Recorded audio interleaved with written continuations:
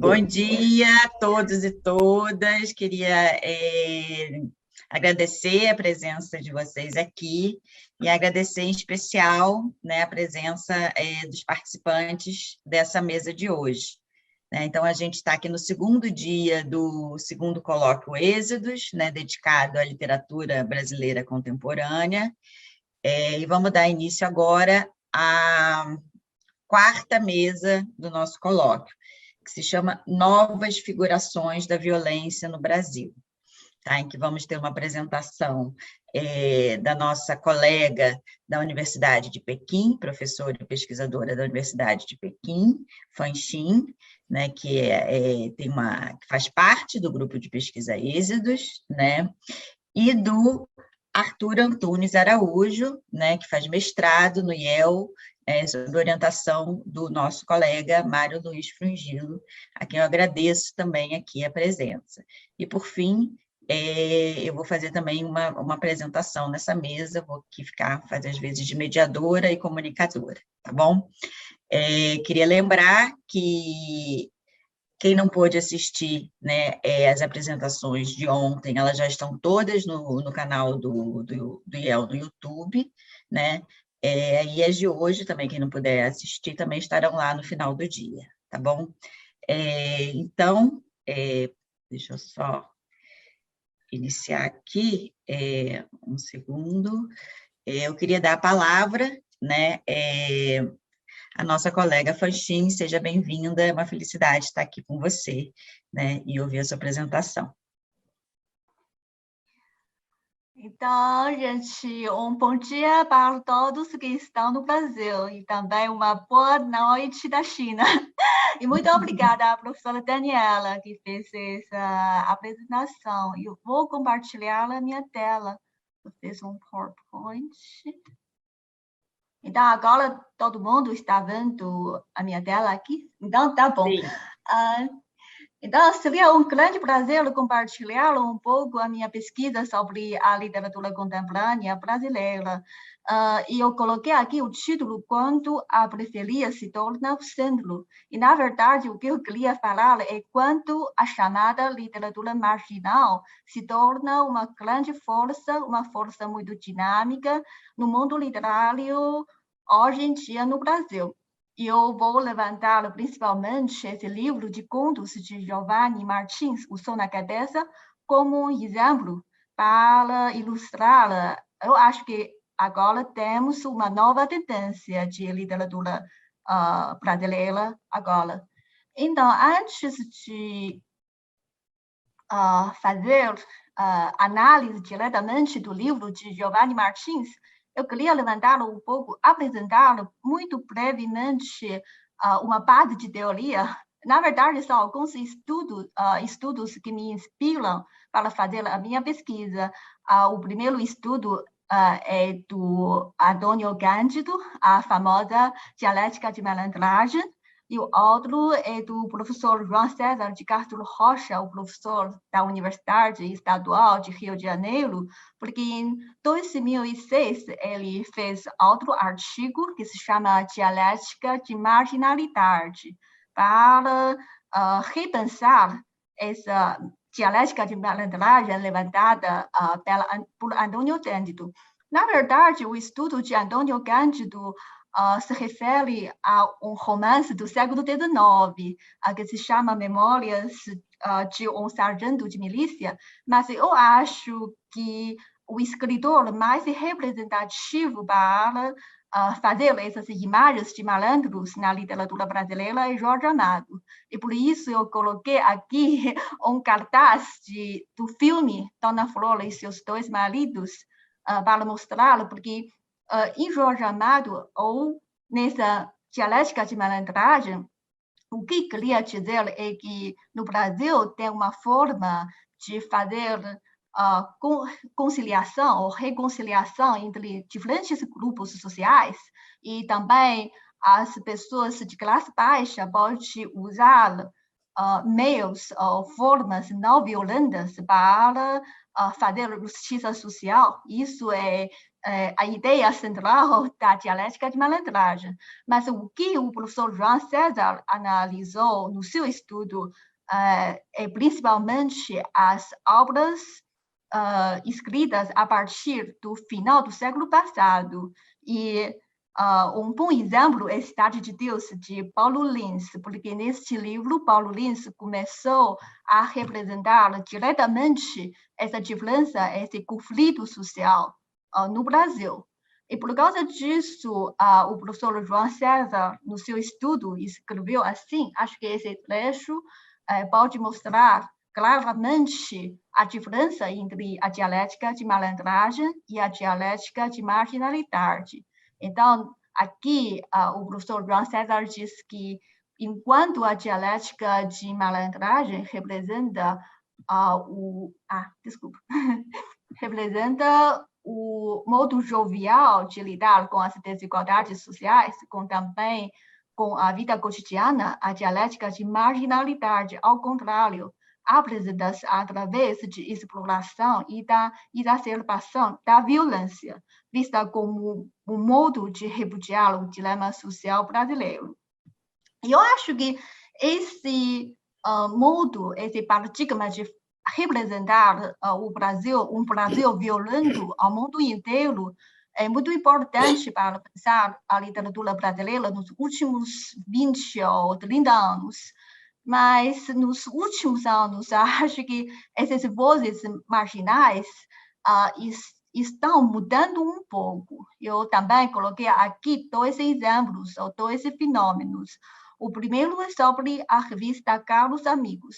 A revista Caros Amigos é uma revista independente de esquerda, que é muito importante no início deste século. Eu também coloquei aqui que entre 2001 e 2004, essa revista Caros Amigos publicou 3 números consecutivos de literatura marginal, ou a cultura da periferia, organizados por Ferres, que é o autor de A Capão Pecado, pode ser um pouco semelhante à Cidade de Deus, na estrada das favelas de São Paulo. Porém, em 2017, essa revista encerrou, não só a versão inglesa, depois também encerrou o site. Então, é um acontecimento um pouco triste. Mas depois eu vou analisar um pouco por que isso. Mas, ao outro tempo, também boas notícias, que é a segunda parte, que é o segundo acontecimento, que é a Festa Literária das Periferias, o FLUB. Esta festa é muito nova, ou jovem, porque só foi fundada em 2012, ou seja, só tem 9 anos de funcionamento, mas já ganhou grande sucesso. Por exemplo, em 2016, ganhou o prêmio de Feira do Livro de Londres, que é um prêmio internacional muito importante, e depois, no ano passado, ganhou o prêmio Jabuti, de fomento à leitura.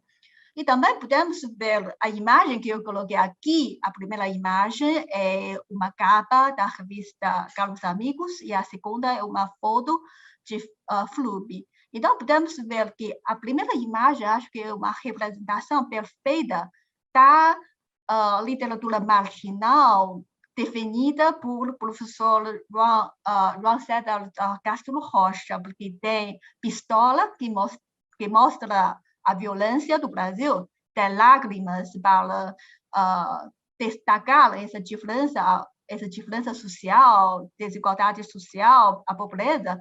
Mas na segunda imagem podemos ver que da classe baixa agora tem esse fenômeno muito dinâmico de cultura. As pessoas pobres também podem organizar eventos muito belos, muito importantes no mundo literário.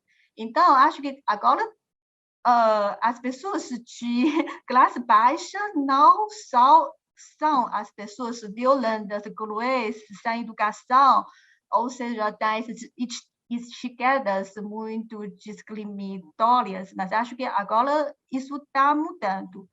Então, podemos ver o som na cabeça de Giovanni Martins, porque é muito importante levantar esse exemplo, porque Giovanni Martins é um favelado e também participou das oficinas da FLUB.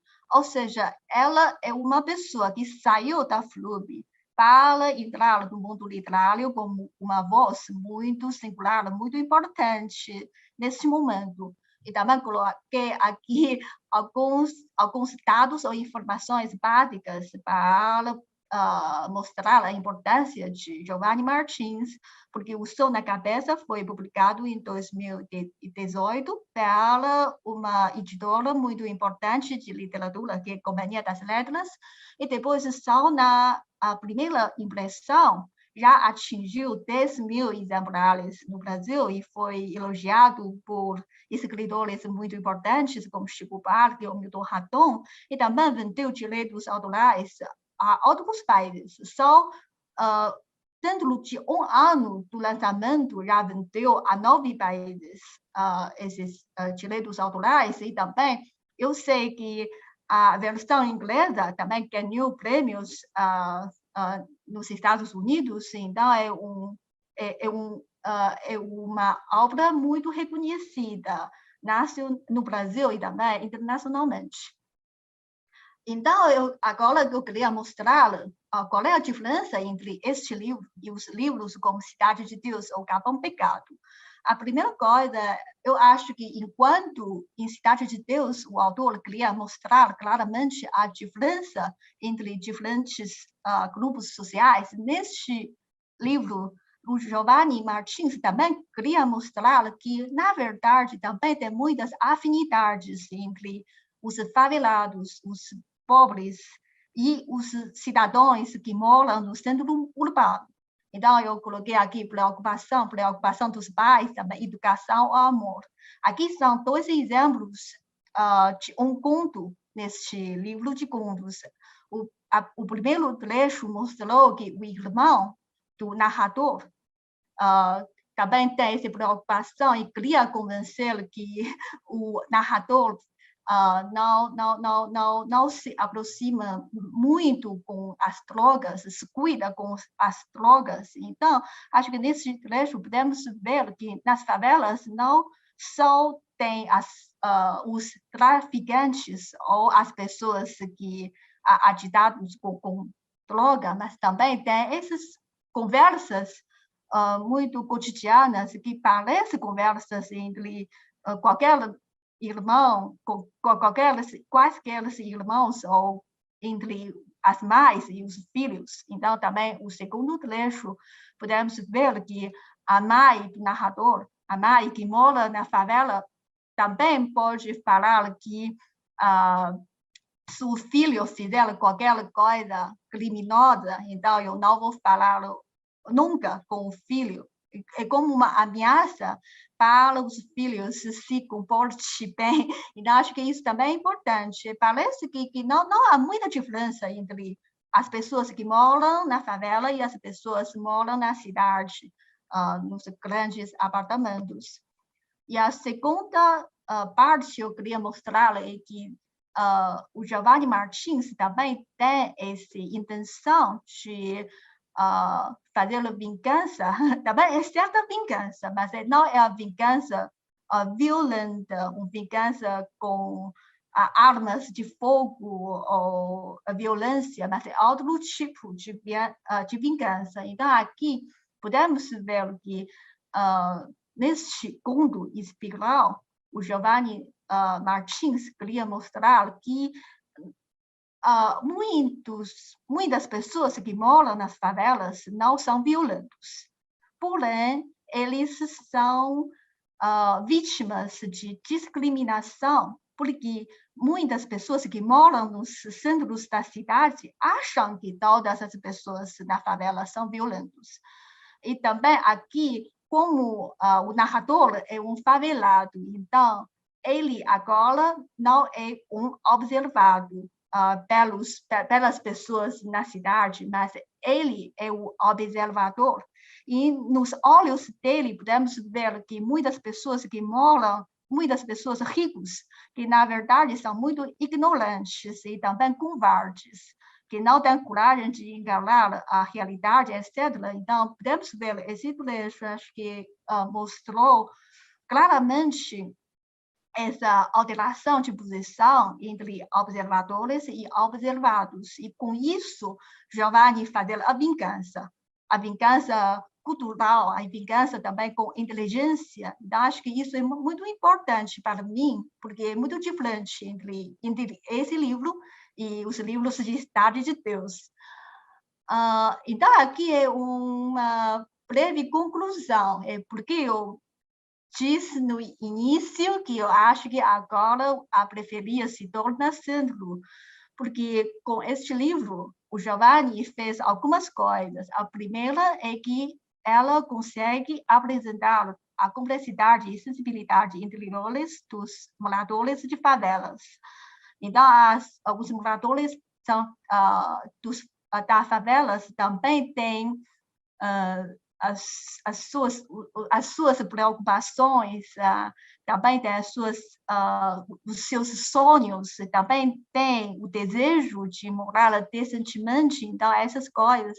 E a segunda coisa é que eu já falei que ela consegue colocar a posição entre observadores, que normalmente são as pessoas ricas, e observados, que normalmente são as pessoas mais pobres.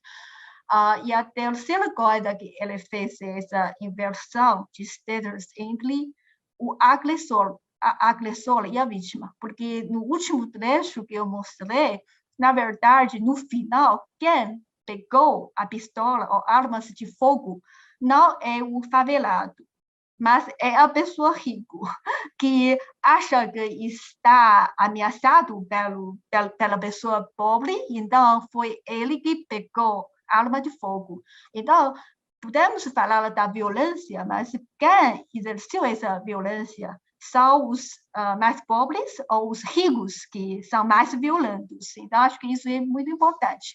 E também com isso, como eu já falei, que este livro fez grande sucesso. Então, acho que a literatura marginal agora já não é tão marginal. Agora parece a literatura mais popular no Brasil. E talvez um dia possa ser uma literatura canônica. Então, acho que com esse, eu tenho essa grande esperança para ver um dia isso se realize. E, além disso, para falar que é uma nova tendência, um livro não fez tendência. Então, eu coloquei outros livros que eu acho que têm mesmas tendências. Um livro foi publicado em 2019, então, um ano depois do lançamento de O Som na Cabeça de Giovanni, que se chama Os Sublitores. Eu acho que é um livro fantástico, eu gostei muito. E outro é O Avesso da Pele, que foi lançado no ano passado, e também vale a pena ler. Então, só isso. Muito obrigada. Muito obrigada, Fanchim. Vamos dar prosseguimento aqui à mesa já e preparando aqui as nossas perguntas para o final, tá? Já avisando o pessoal que está no YouTube que teremos um tempo para perguntas no final, então, se vocês tiverem questões, podem colocar ali no chat, que a gente vai passar aqui para os participantes da mesa, tá? E também eu acabei de colocar a lista de presença, o formulário aí no chat, quem for pedir o certificado depois, não pode deixar de esquecer o formulário, tá bom? Bom, gente, nós vamos então agora dar a palavra, né, ao Arthur Antunes Araújo, né, que faz mestrado no programa de Teoria e História Literária, e que vai falar sobre autobiografia, autoficção e testemunho, como artifícios na construção do romance autobiográfico, entre aspas, Pai Pai, de João Silvério Trevisan. Arthur, a palavra está com você, tá? Seja bem-vindo. Oi, bom dia, gente, tudo bem? Deixa eu só confirmar, eu tenho 20 minutos aí de fala, pode ser? Isso, 15 a 20 minutos, tá? 20 minutos a gente começa a apitar. Tá.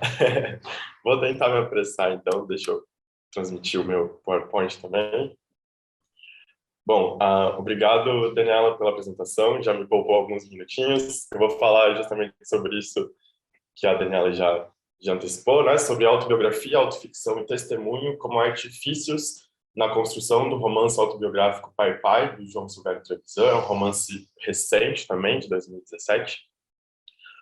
Eu faço mestrado aqui no Instituto do IEL, sou orientado pelo Mário Frungilo, que está presente aqui. Eu gostaria primeiro de apresentar rapidamente o João Silvério Trevisan. Ele foi ele nasceu em 44, né? Ele ainda está vivo. Ele nasceu em 44 no interior de São Paulo. Logo na adolescência, no começo da vida adulta, ele partiu para o seminário no interior de São Paulo também. Depois ele logo desiste, vai para São Paulo, onde ele vai tentar uma carreira de cineasta. Ele lança um primeiro livro que foi bastante mal recebido. Semana passada, se eu não me engano, saiu uma matéria na Folha, na Ilustrada, sobre esse filme dele.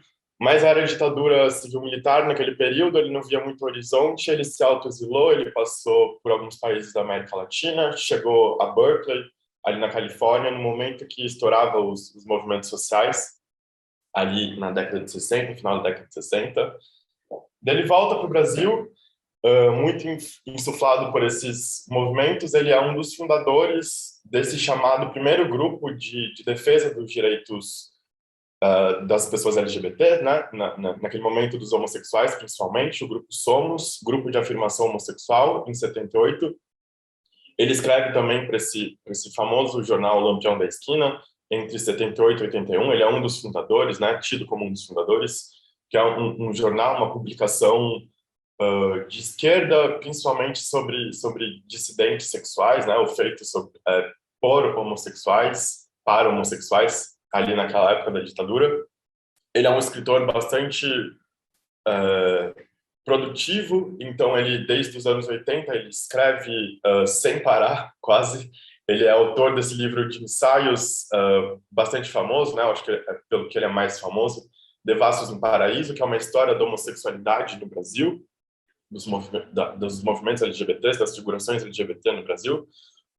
É um livro de ensaios, mas ele se dedica principalmente, eu acho que eu poderia afirmar, à ficção. Então ele tem o primeiro livro de contos dele é do começo dos anos 80, depois esse Em Nome do Desejo, de 83, é o primeiro romance que tematiza a experiência de um personagem. O protagonista também é um sujeito que vai ao seminário e se apaixona por um colega, então tem essa temática da homossexualidade.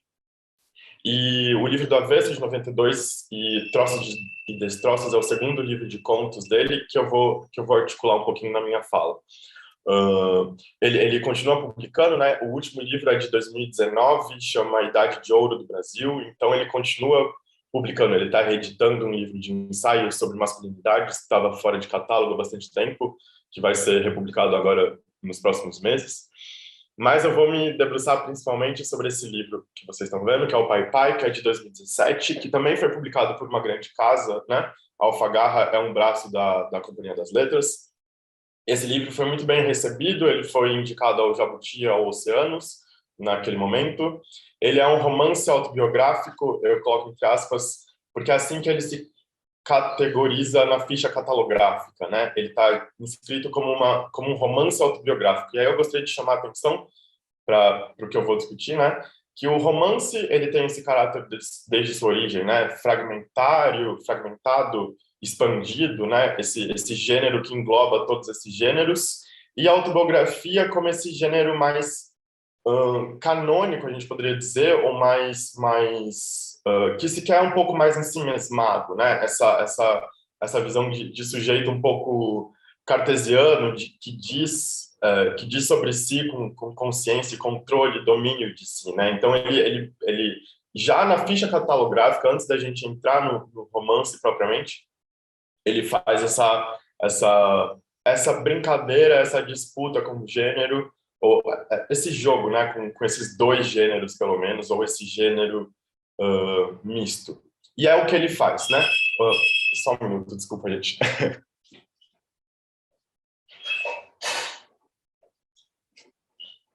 Perdão, pandemia e home office, a gente está sujeito a isso, né? Perdão. O livro, então, é uma autobiografia, como a gente já sabe, ele se apresenta, mas ele é uma autobiografia um pouco mista. Ao mesmo tempo em que ele narra a própria vida, o João Silvério Trevisan, ele narra a vida desse pai do título, né? O José, que já é falecido, e ele narra, eu vou ler como ele, a motivação, né? Logo nas primeiras páginas. Ele narra também a vida do pai, ao mesmo tempo que ele narra a própria vida, para tentar decifrar quem foi esse pai e entender o papel crucial que ele ocupou, até mesmo em contragosto em minha vida, porque é com o peso incalculável da sua ausência que a figura paterna tem marcado minha vida e minha literatura. Então, nesse romance autobiográfico, nesse livro, o Trevisan, e aqui Trevisan é um narrador, eu vou discutir sobre isso, eu não tanto narra o Trevisan pessoa física ou o Trevisan da capa, mas o Trevisan narrador, ele monta essa narrativa híbrida com colagem de outros textos antigos, textos inéditos. Ele narra a própria vida ao mesmo tempo que ele narra a vida do pai, e ele faz grandes excertos ensaísticos sobre a própria vida, sobre a literatura dele. Ele tenta mostrar como a relação entre vida e obra estão bastante articuladas aí nesse livro, trazendo exemplos, né? Então ele narra um trecho da vida dele, ele narra uma memória e mostra como isso tá representado na literatura dele. Eu vou fazer uma pausa aqui e tratar sobre alguns conceitos que me são caros e que vão ser caros para discutir a confecção dessa obra, o estatuto dessa obra, né? O primeiro é o conceito de autobiografia, que ele foi um pouco sistematizado ali pelo Philippe Lejeune. Eu não falo francês, então eu não sei exatamente a pronúncia. Ali em 75, óbvio que já existiam obras anteriores, né? Autobiografias anteriores, né? Um gênero canônico, como eu já disse, mas ele é sistematizado, a crítica literária um pouco vai dar esse momento do Lejeune como fundador ou organizador, né? Um momento de organização desse gênero ou desse assunto. O Lejeune vai propor um pacto autobiográfico do autor com o leitor, né? Então, o autor vai dizer que há uma coincidência entre o protagonista da autobiografia, né? O narrador, são um narrador em primeira pessoa, o nome da capa e o autor que escreve, né? Então, essas três instâncias de autoria seriam a mesma. Ele está prometendo ao leitor e o leitor tem que acreditar nisso, né? Então, ele faz esse pacto de referencialidade, né? O meu protagonista é o mesmo que o autor da capa, o nome da capa, que é o mesmo que escreve, é o mesmo sujeito que escreve. Ele faz esse pacto autobiográfico, como ele diz. E aí, a Diana Klinger, na tese dela, de 2006, eu vou me ater bastante à leitura dela, essa tese dela que é bastante importante, que foi publicada no livro depois, né? Ela vai chamar essa definição de tautológica, né? De ensimesmada, que nada que se sustenta por si mesmo, né? Porque essa referencialidade não seria possível de ser buscada, né? Então nada me comprova, eu só tenho esse pacto de leitura que eu faço com o autor ou não. E aí a gente vai deslizar um pouco por esse pacto. Depois, o Lejeune vai passar a vida um pouco escrevendo sobre autobiografia, sobre esse gênero.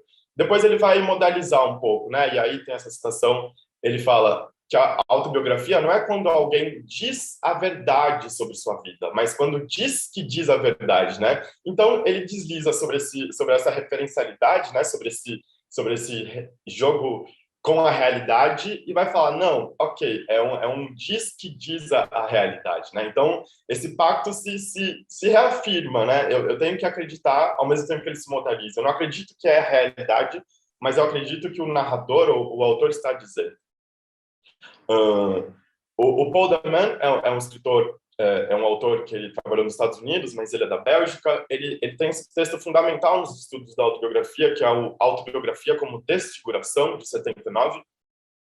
E a Diana Klinger, citando, resenhando a obra dele, esse texto, ela fala que para o de Man, a distinção entre autobiografia e ficção não seria uma polaridade ou, né? Ou autobiografia ou ficção, ou realidade, texto escrita de si, real, ou ficção, ficção como invenção, né? Mas seria da ordem de um indecidível, né? Seria uma impossibilidade de recuperar esse referencial real para verificar a leitura autobiográfica, né? Então, eu não posso afirmar, eu não consigo decidir, eu não consigo recuperar se aquilo é autobiográfico mesmo, se aquilo parte de um referencial real, recuperável na realidade mesmo, ou se isso é uma ficção, e aí ficção como invenção, como mentira, invenção, né? Criação.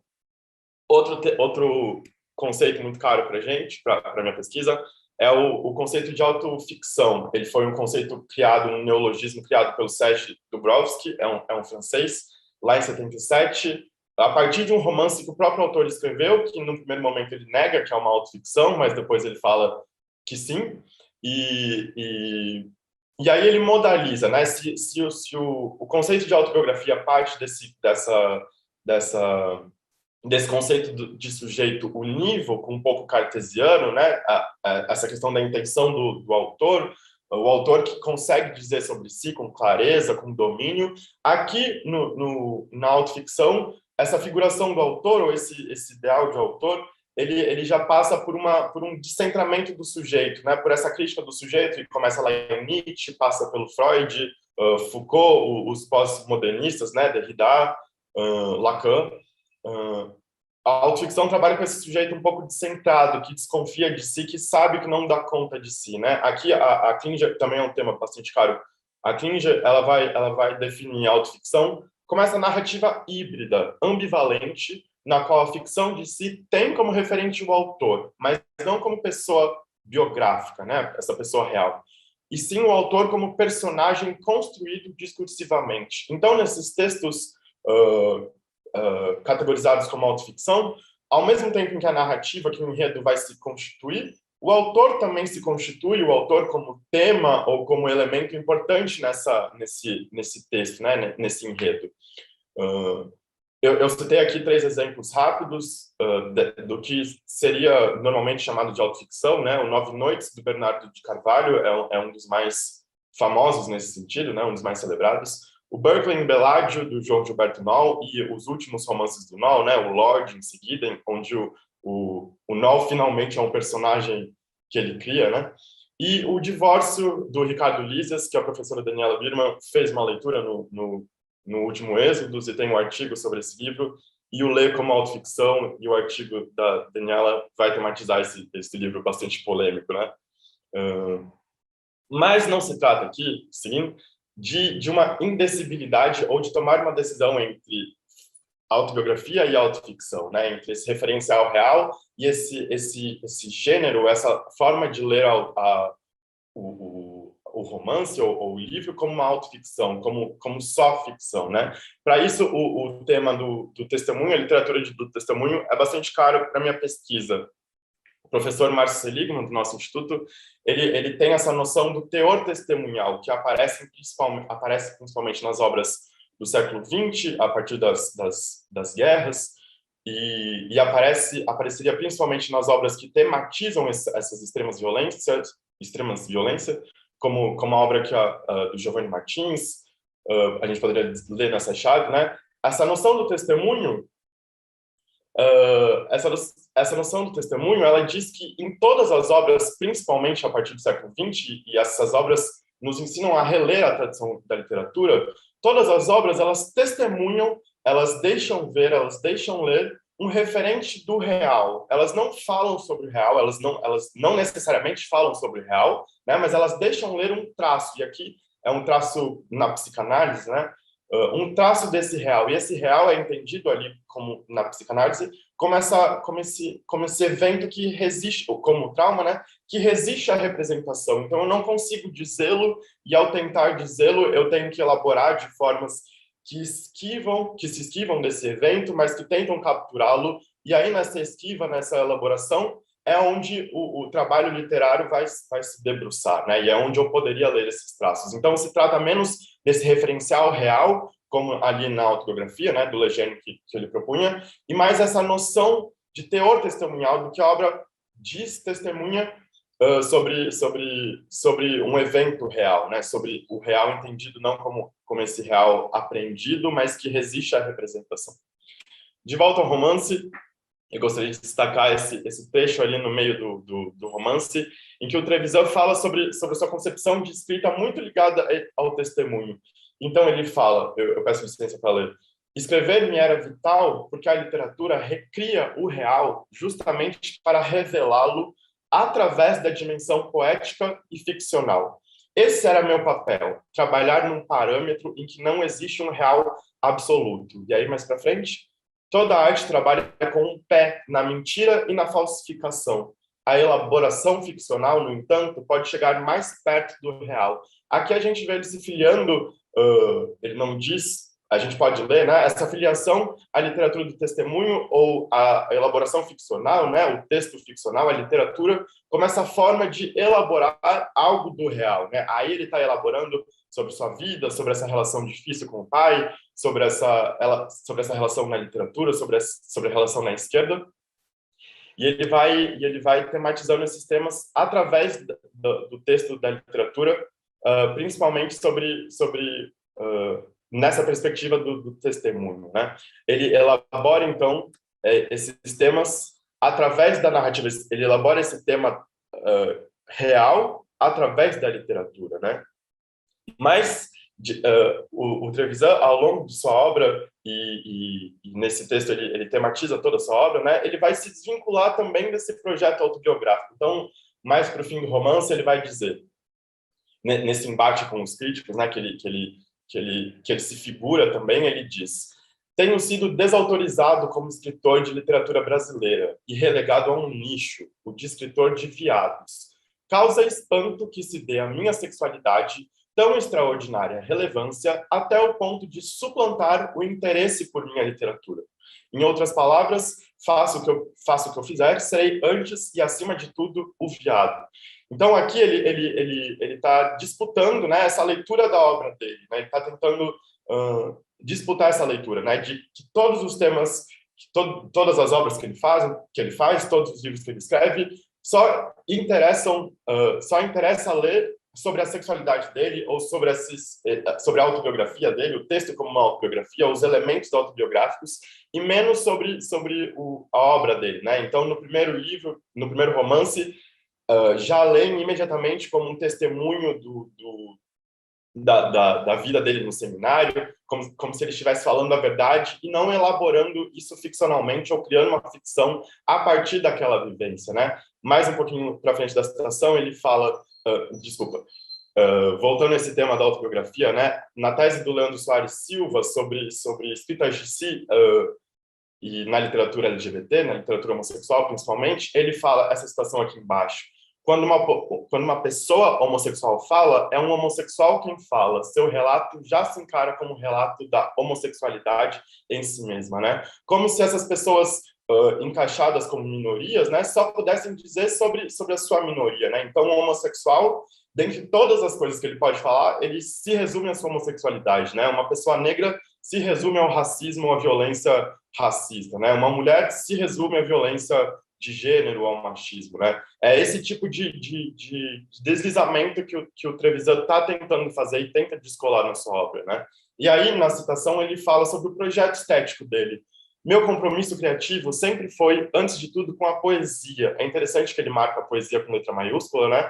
Porque ele tematiza sobre a criação literária em todos os seus livros, de certa maneira, né? Nesse texto autobiográfico também, mas, por exemplo, no livro do Avesso, que eu trouxe ali no slide, ele tematiza sobre o escritor em conflito e como ele pode fugir da realidade para escrever ficção, como retornam ele para essa escrita autobiográfica. O autor, o criador, o intelectual nesse embate, né? Qual a função do intelectual, do artista na sociedade, para que serve a literatura ou a arte na sociedade. É um projeto estético de refletir sobre isso, de pensar sobre esses temas, mas que reduzem a leitura autobiográfica dele, né? Eu gostaria rapidamente também de trazer esse texto, que é uma resposta que ele escreve no jornal Zero Hora, em 97, 20 anos atrás do lançamento do Pai Pai, rebatendo um autor que resenha um dos livros de conto dele, falando que ele faz proselitismo homossexual, que ele só faz militância gay, como ele fala. E aí ele responde esse crítico, né?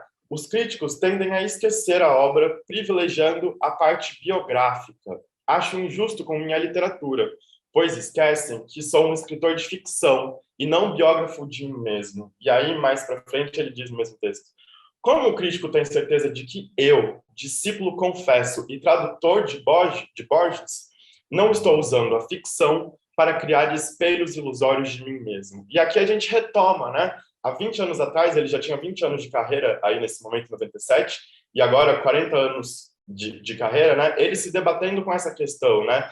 De estar criando uma obra e não apenas fazendo esse testemunho, não apenas dizendo sobre si, né? Ele está demandando, né? Eu falo sobre outras coisas e sempre tentam me enquadrar nesse quadro limitante e redutor, né? Ele tem um projeto estético, é isso que ele está demandando, né? Ele usa a ficção, aqui a gente poderia ler, para criar espelhos ilusórios de mim, né? Ele está disputando essa escrita realista, né? Essa representação transparente. E aí, de volta ao livro, a gente poderia ler o livro de pelo menos duas maneiras, mas aí não se trata de decidir, né? A primeira seria ler como essa autobiografia canônica, né? Como a Arthur diz, que seria desse sujeito centrado, que diz sobre si, que transmite essa experiência para o outro de maneira transparente, né? E aí demandaria uma leitura transparente, né? Que a gente acredita nesse narrador e que ele traz elementos para nos conquistar, né? Então ele relata com esse suposto confessionalismo. Logo no começo ele fala em termos como: o livro é um acerto de contas com meus demônios interiores, o livro é um ritual de cura. Ele fala que está numa depressão profunda e o livro o salva dessa depressão. Nesses termos ele fala. E a figuração de herói que ele constitui para si, né? Então ali a vida dele, esse percurso, essa série de tragédias e de frustrações, de fracassos, de derrotas, mas que ao fim ele se redime, né? Ao fim ele coloca nesses termos: eu me perdoei, eu me redimi, eu encontrei uma salvação por esse livro, seja na relação com o pai, ele fala que perdoou o pai, seja na literatura, seja no amor romântico que ele lamenta não encontrar e finalmente encontra um amor de velhice, como ele fala. E aí eu queria retomar rapidamente para a crítica do Léo Bersani, que é um teórico queer, que ele faz sobre essa figuração do sujeito queer, o sujeito homossexual, no nosso caso, como esse herói, né? Um herói justamente por enfrentar esse preconceito de gênero. Ele critica essa figuração do herói, né? E fala que o sujeito queer é muitas coisas além de esse herói, né? Ele não pode se resumir a esse herói, mas, de alguma forma, a gente poderia desconfiar, né, fazendo essa leitura do livro, que o narrador ele cria essa figuração do herói trágico para conquistar a empatia do leitor, né? Mas isso mostra como o narrador tem esses artifícios para conquistar o leitor, né? Para figurar a sua obra como uma autobiografia e assim conquistar o leitor. De outro modo, lendo de maneira desconfiada do narrador, a gente poderia ler essa obra como um jogo com a crítica, né? Se a crítica sempre desejou ler a obra autobiográfica dele, ele fala: aqui minha obra autobiográfica, aqui a minha vida e como isso aparece na minha literatura, né? Ele dá todos os elementos de bandeja para a crítica ler a obra dele como uma autobiografia, né? Então, será que ele não está disputando? Será que ele não está fazendo um jogo irônico com a crítica? Eu acho que é um trabalho de desconfiar da leitura, né, e do narrador, do texto, e não ler nesse projeto, né, a obra como essa transparência, né? E, de novo, recai para o projeto estético dele, né? Essa ficção para criar espelhos ilusórios. Como tem um projeto estético de obra, e não simplesmente uma autobiografia transparente naqueles moldes, né? Para encerrar, o Luiz Costa Lima, no Sociedade de Discurso Ficcional, de 86, ele diz que o eu funciona na ficção como um suporte para a invenção e na autobiografia como a origem da narrativa, né? Aqui a gente poderia pensar que o Trevisan, o narrador ou o autor aqui, ele se utiliza do eu dessas duas formas, né? Como anteparo, como origem, para fazer essa obra, essa literatura mista, confusa aqui numa chave positiva, né? Que engana e que é híbrida, né? Justamente para nos confundir ou para adicionar camadas de leitura a essa obra ou se não adiciona, né, se a gente lê como transparente, que a gente deveria desconfiar, né, não para decidir o que é ficção ou verdade, né, mas para acompanhar esse movimento de elaboração, para acompanhar essa elaboração, essa criação, essa constituição do texto. Aqui minha bibliografia, perdão pela demora, e muito obrigado. Muito obrigada, Arthur, pela apresentação. Eu vou aqui, então, agora, eu mesma fazer a minha comunicação. Deixa eu voltar para a câmera aqui. E para, enfim, lembrar aqui que daqui a pouco, logo depois da minha apresentação, a gente vai poder discutir aqui com o Arthur e com a Fanchine, né, sobre as comunicações de hoje. Eu já estou aqui separando as minhas perguntas, tá? Deixa eu compartilhar aqui a tela. Então, eu vou aqui falar, né, o título da minha apresentação, Território, Trânsito e Identidade em Torturado, de Itamar Vieira Júnior. Né? Bom, o romance Torturado, né, foi vencedor em 2018 do concurso promovido pelo grupo editorial Leia, dedicado a romances inéditos da chamada literatura lusófona. E, vencendo esse concurso, né, ele foi lançado inicialmente em Portugal. No Brasil, ele foi publicado em 2019 e conquistou, em 2020, 2 dos mais prestigiados prêmios nacionais, o Jabuti e o Oceanos. Né?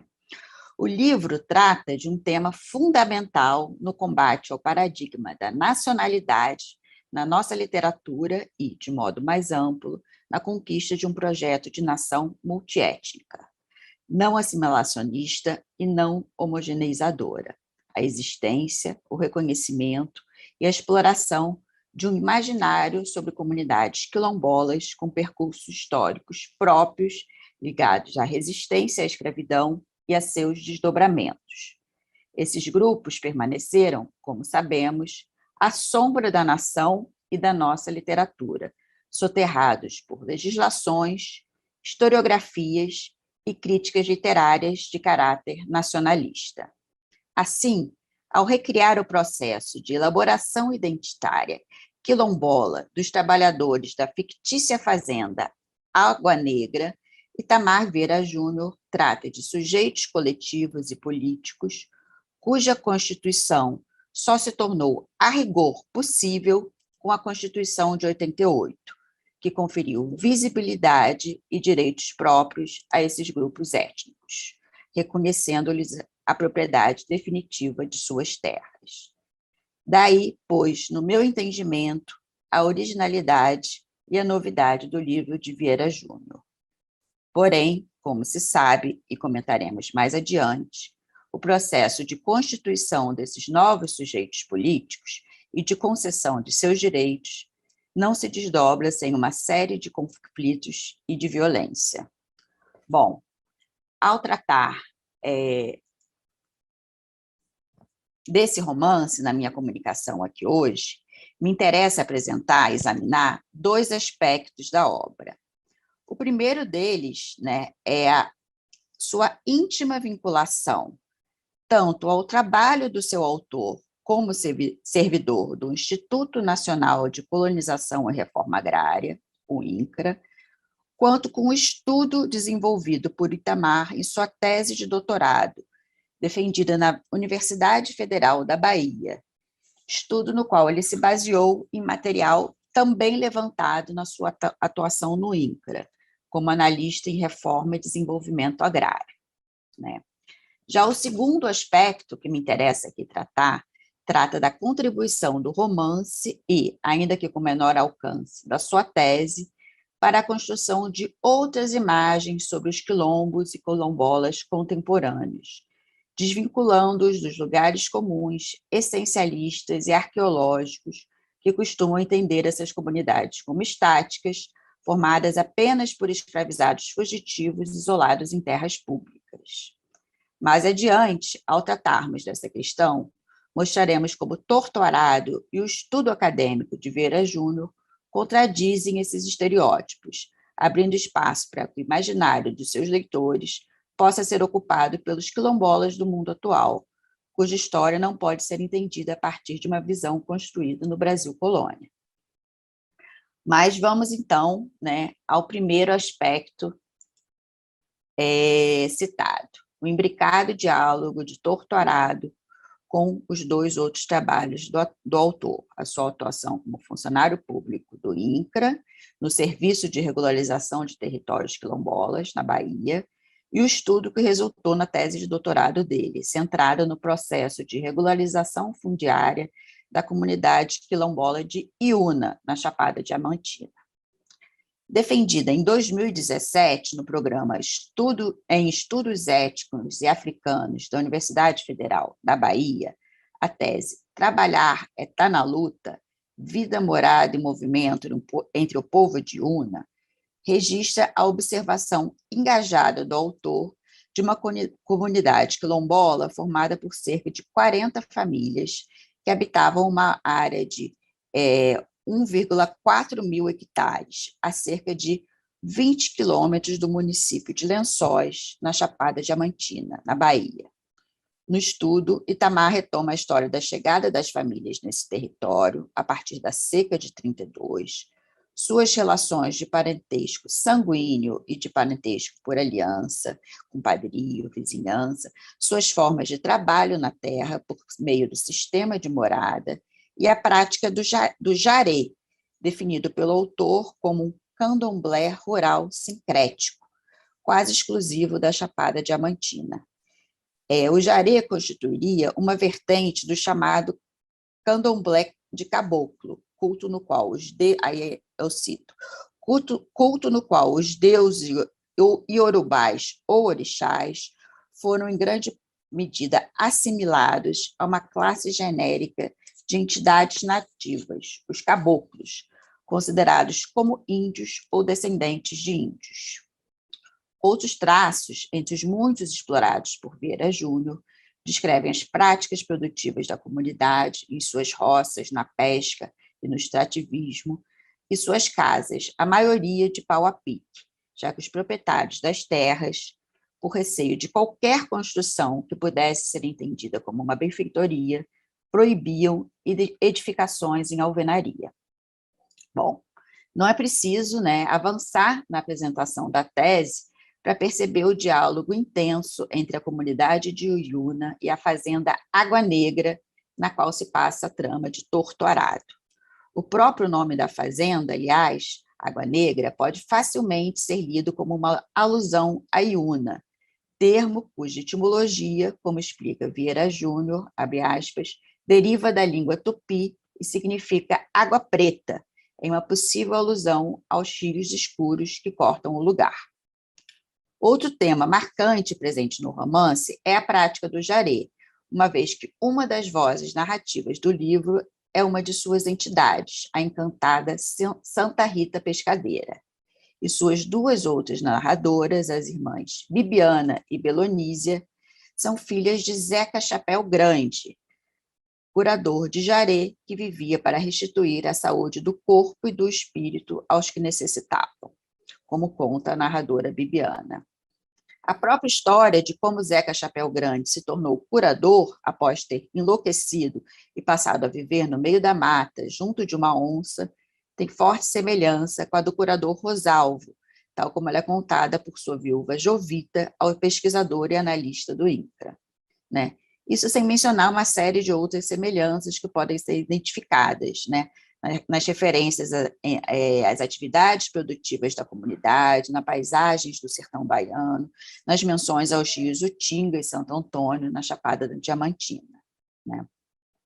Bom, é preciso lembrar, contudo, que a descrição etnográfica de Iuna, por sua vez, está relacionada ao trabalho realizado por Vieira Júnior como funcionário concursado do INCRA, né, órgão no qual ele ingressou no final de 2005, começando a atuar em 2009 no Serviço de Regularização de Territórios Quilombolas. Envolvido em processos de regularização fundiária, Itamar ingressou no doutorado em 2013, por meio do Programa de Qualificação do próprio INCRA, buscando uma formação acadêmica que auxiliasse a sua atuação como analista da autarquia. Além disso, a pesquisa de doutorado dele ancora-se no material levantado em um dos processos no qual ele atuou, né? De fato, em novembro de 2015, o INCRA da Bahia publicou em Diário Oficial da União o Relatório Técnico de Identificação e Delimitação, né, o conhecido RTID, do território quilombola de Una, de autoria de Itamar e da antropóloga Lidiane Vidal, né? Então, você tem, assim, uma circularidade nesse processo, que nasce, em parte, com o objetivo de atualização profissional de Itamar Vieira Júnior, né? E é concluído com uma tese sobre um dos territórios nos quais ele trabalhou.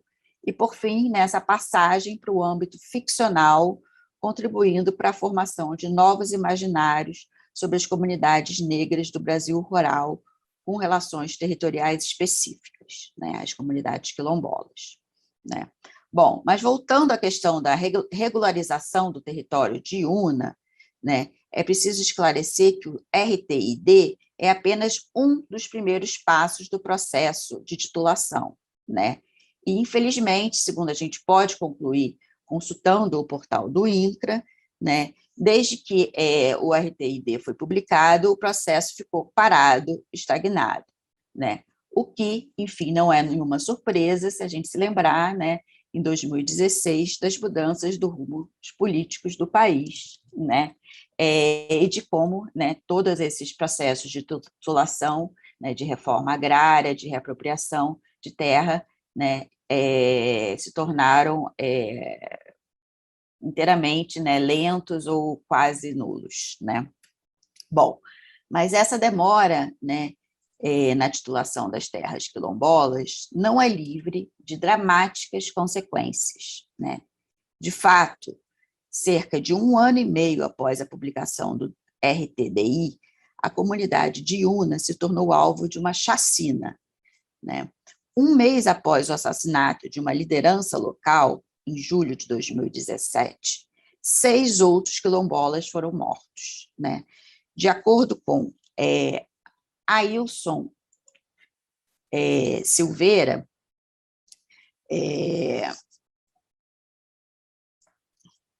coordenador de mediação e conflitos agrários da Ouvidoria Nacional de Direitos Humanos, a chacina constitui o maior e mais grave massacre em área quilombola do Brasil. Segundo a polícia, no entanto, a chacina estaria relacionada à disputa pelo tráfico de drogas, hipótese, a nosso ver, bastante duvidosa e questionada pela Coordenação Nacional de Articulação das Comunidades Negras Rurais Quilombolas, a CONAC, por ocasião da chacina, né? Bom, a chacina em Uma provocou ainda outros tristes acontecimentos. De acordo com reportagem publicada na época, 30 das 42 famílias deixaram a comunidade após o episódio. É preciso lembrar, nesse contexto, que além da demora do Estado no processo de titulação das terras, o massacre merece ser relacionado, num contexto mais amplo, ao crescimento da violência no campo após a mudança do quadro político no país, em 2016, mudança atrelada ao favorecimento e à expansão do agronegócio. E, mais uma vez, né, ao focalizarmos o episódio de violência de Una e de outros territórios em processo de regularização, não é necessária nenhuma leitura elaborada para relacioná-los à trama do romance Torturado, no qual a liderança local do personagem Severo é assassinada com 8 tiros. O inquérito é encerrado com a conclusão de que a morte foi provocada por uma disputa do tráfico de drogas, revoltando a viúva Bibiana. Eu cito aqui a fala da viúva no romance. Todos sabem o que Severo fez por Água Negra. Tinha consciência de nossa história, sabia o que o nosso povo tinha sofrido desde antes de Água Negra, desde muito tempo, desde os 10.000 escravos que o coronel Horácio de Matos usou para encontrar diamantes e guerrear com seus inimigos. Quando deram liberdade aos negros, nosso abandono continuou. O povo vagou de terra em terra pedindo abrigo, passando fome, se sujeitando a trabalhar por nada, se sujeitando a trabalhar por morada. a mesma escravidão de antes, fantasiada de liberdade, disse Bibiana. Bom, e nessa citação da fala da viúva do personagem assassinado, no qual ela faz menção aos escravos de um poderoso coronel, as peregrinações dos integrantes de sua comunidade antes de chegar à fictícia fazenda e a continuidade entre a escravidão e o regime de trabalho no pós-abolição, a gente chega aqui no segundo aspecto que eu gostaria de destacar na comunicação, né, a contribuição do livro para a compreensão dos quilombos e quilombolas contemporâneos e para a ruptura necessária com cristalizações que remontam ao Brasil colonial. E não, gente, está faltando uma citação aqui, peraí. De fato, né, ainda impera no senso comum a imagem dos quilombos como lugares isolados, localizados em terra pública, que abrigavam homens e mulheres escravizados que tinham fugido. Mas, como fica claro na fala da personagem Bibiana, na tese de Vieira Júnior e em vasta bibliografia sobre o tema, os quilombos e quilombolas reais contradizem de formas várias essa visão. Esses estereótipos, é importante lembrar, relacionam-se à definição jurídica do termo, que remonta ao Brasil colônia e permaneceu por longo tempo estagnada. A jurista Débora Duprat problematiza essa antiga definição. Eu vou aqui citar ela, a citação sumiu do PowerPoint. Com relação aos remanescentes de quilombos, a primeira questão que os operadores do direito começaram a discutir é: o que são remanescentes de quilombos? Como se nós, operadores do direito, estivéssemos autorizados a definir o que são remanescentes de quilombos. Assim, tínhamos a pretensão de definir remanescentes de quilombos e a referência de que dispunhamos eram os alvarás régios de 1700, que definiam quilombos como agrupamentos de escravos fugidos.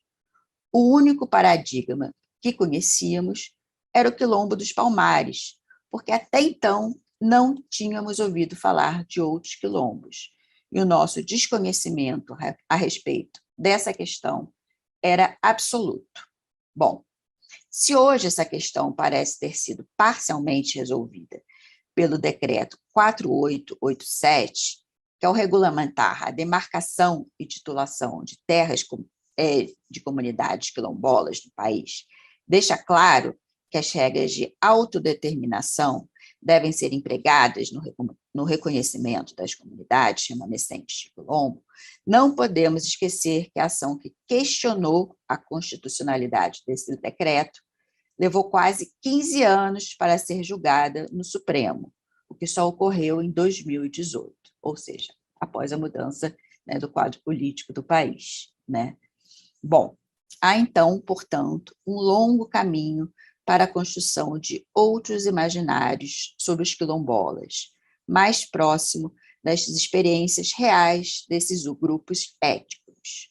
No caso da comunidade de Iuna e dos moradores da fictícia fazenda Água Negra, fica claro que esses quilombolas não podem ser identificados à imagem colonial, nem entendidos como uma comunidade que permaneceu paralisada no tempo e no espaço desde o período escravocrata. De fato, tanto a comunidade quilombola fictícia de Torturado quanto aquela estudada na tese de Vieira Júnior foram formadas em território privado a partir de movimentos de trânsito, de peregrinações de moradores que transitavam pela região da Chapada Diamantina em busca de trabalho. A maioria deles veio de localidades próximas, onde viviam em regime no qual trabalhavam para os donos das terras em troca de morada e permissão de plantar a sua pequena roça.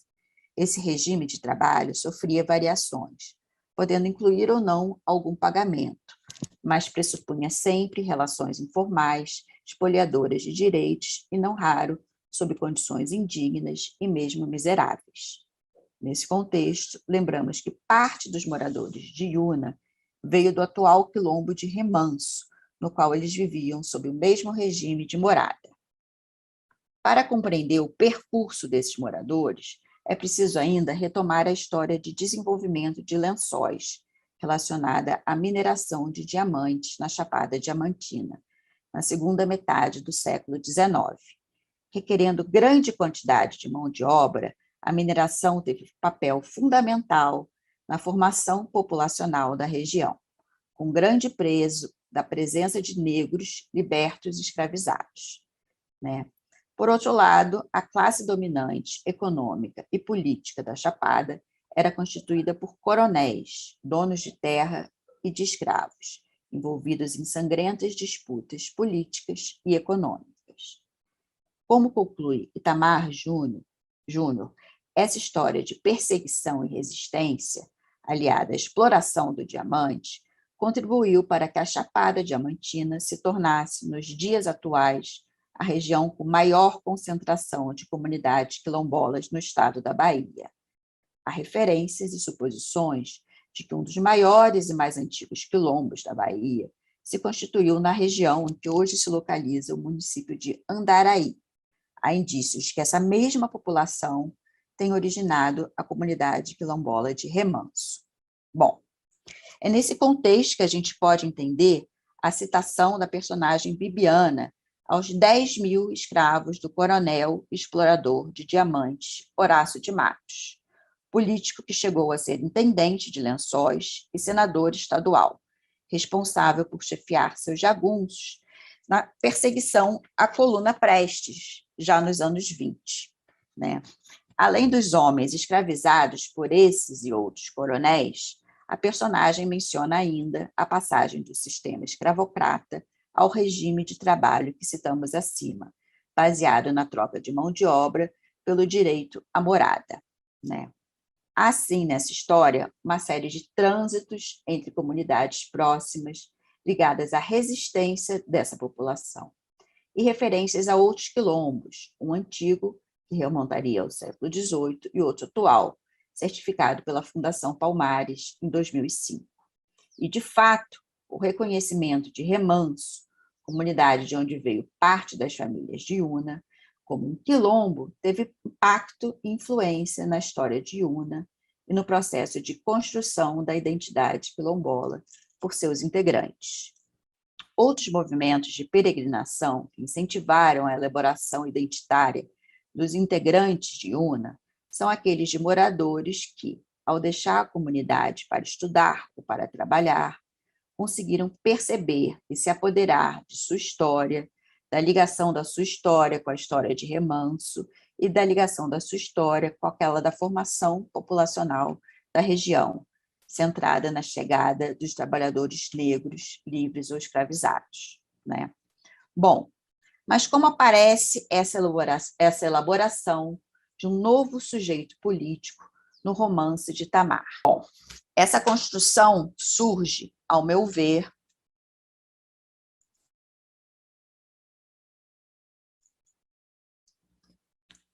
logo nos primeiros capítulos do livro, na narrativa de um episódio, ao mesmo tempo trágico e fundador. Aquele episódio em que as duas irmãs e narradoras, Bibiana e Belonísia, se cortam ao brincar com uma faca da avó. Uma delas, como descobriremos, terá a língua amputada e passará a falar por meio da voz da outra. E, bom, vou citar aqui. Foi assim que me tornei parte de Belonísia, da mesma forma que ela se tornou parte de mim. Foi assim que crescemos, aprendemos a roçar, observamos as rezas de nossos pais, cuidamos dos irmãos mais novos. Foi assim que vimos os anos passarem e nos sentimos quase siamesas ao dividir o mesmo órgão para produzir os sons que manifestavam o que precisávamos ser. Assim, nessa narrativa de Bibiana, percebemos esse processo em que as diferenças e singularidades precisam ser deixadas de lado para a construção dessa identidade política e coletiva, por meio da qual a comunidade poderá acessar direitos e políticas públicas. No entanto, como vimos, esse processo, além de lento, é cheio de conflitos e de feroz violência. Daí surge, se eu não me engano, a necessidade de Itamar criar uma terceira voz narrativa no romance, a da encantada Santa Rita Pescadeira, entidade que, cavalgando o corpo das duas irmãs, vingará a morte de Severo, assassinando o proprietário da fazenda. Essa terceira voz, podemos supor, revela a impotência dos moradores de Iuna e de outros agentes envolvidos no processo de regularização fundiária da comunidade, massacrada pela violência, né? Mas, ao mesmo tempo, ela também mostra a vontade de continuar resistindo, sempre e a cada dia. Bom, e aqui eu encerro, né, a minha comunicação.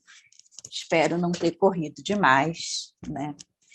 E abro, né, a mesa para perguntas, né, dirigidas a Fanchim, ao Arthur, a mim.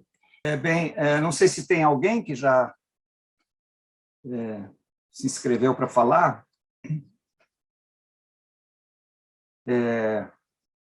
Dani, Ascensão. Oi, eu olhei aqui no YouTube, mas não tem ninguém, por enquanto, com perguntas, tá. Apenas comentários. Então eu vou começar ainda sobre o impacto realmente de muita emoção pela última apresentação da colega Daniela, que conseguiu, de forma brilhante, articular, não é, a ficção tão bem-sucedida, tão premiada e que vem sendo tão falada, do Itamar Vieira Júnior, um romance de estreia. Lembrar que ele é um autor negro, é interessante que a Daniela não precisou recorrer a essa referência, né, mas acho que isso é importante também nesse contexto. E ela conseguiu articular de forma brilhante com história, né, com história violenta, pesadíssima, dos sertões baianos, que sem dúvida alguma, parte da história do Brasil, né, no que diz respeito à escravidão e à continuação, né, da exclusão dos povos negros e a própria incompreensão do que significam os direitos dos quilombolas e dos quilombos no Brasil contemporâneo, né? De fato, na fase atual em que a gente vive, a desconstrução desses direitos, desde pelo menos 2016, e agravadas a partir do governo atual, depois de 2019, né? Seja no que diz respeito também aos povos originários, aos povos indígenas. É bom lembrar, de fato, que na Constituição de 88, de qualquer maneira, foi um enorme avanço em relação à história da violência no Brasil, o reconhecimento do direito às terras indígenas e o reconhecimento do direito às terras dos quilombolas, né? Dos antigos quilombos e dos quilombos, evidentemente, remanescentes e contemporâneos. E vejam que complicações, né? E vejam quanta violência. Daniela, olha, eu acho que realmente a sua exposição, eu tenho acompanhado, né, um pouco à distância, de resenhas e comentários sobre o romance do Itamar, e eu não vi ainda estudo tão detido quanto o seu, né, nesse vínculo, nessa articulação. E acho que a gente pode, sem dúvida, no futuro próximo também, em parceria lá com o nosso querido historiador Geraldo Prado, lá no sertão da Bahia, né, do Paiaiá, que também já tinha e tem contato com o Itamar Vieira, e estava pensando num evento, quem sabe fazer um evento, né, conjunto. A professora Mirella, Márcia, que não está formalmente vinculada ao Êxodos, mas ela acompanha o nosso trabalho, ela é professora da Federal da Bahia, ela foi professora do Itamar, né, e sempre teve muita relação com o desejo dele de se tornar um escritor, de se tornar um ficcionista, né, a partir dessa experiência tão forte, né. As outras exposições igualmente brilhantes, eu quero parabenizar a mesa como um todo, né? Vou fazendo de trás para frente, ainda sobre o impacto da emoção dessa questão da Daniela. Quer dizer, a Chapada Diamantina, que eu conheci, que é um lugar belíssimo, né? Também reserva, etc., mas é verdade, ela é marcada no século XIX, especialmente por essa penetração e mineração, né, dos diamantes, que tem já um caráter absolutamente predatório, violento por si só, né? Isso é século XIX. Se a gente juntar um pouquinho com o romancista que nós debatíamos ontem, igualmente baiano, Eromar Bonfim, né? Que trabalhou com a guerra, com as guerras de extermínio dos povos indígenas, mas também atrás dos escravos fugidos, atrás de negros, etc., negros fugidos e tudo mais. No século XVII, nós temos aí um painel impressionante, né, a partir desses dois escritores contemporâneos, sobre esse processo de violência lá na velha Bahia, que né, sempre me lembro, não, olha, lembrar que a primeira capital do Brasil não foi Rio de Janeiro, foi Salvador. Né? É um processo que está intimamente ligado à história do Brasil, né?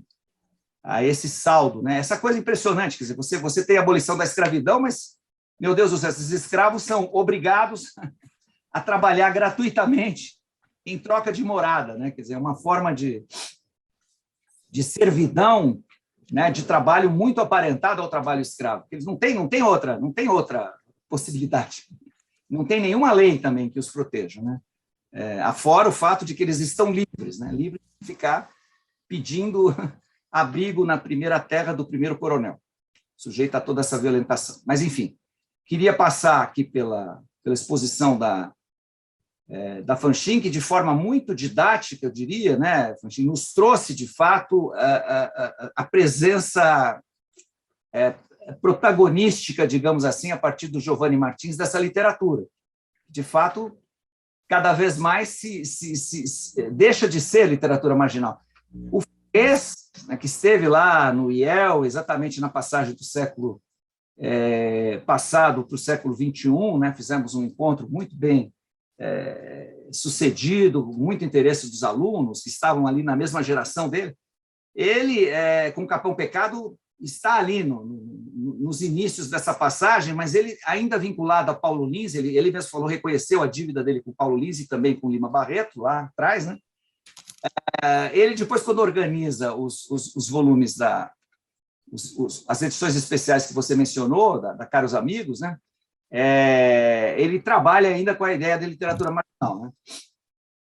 Com esse conceito, essa expressão. E, de fato, a gente percebe que cada vez menos, né, é uma literatura marginal e cada vez mais ela assume um lugar central ou, né, um lugar de relevância fundamental para a literatura brasileira contemporânea, para essa literatura brasileira contemporânea que a gente está tentando acompanhar nesses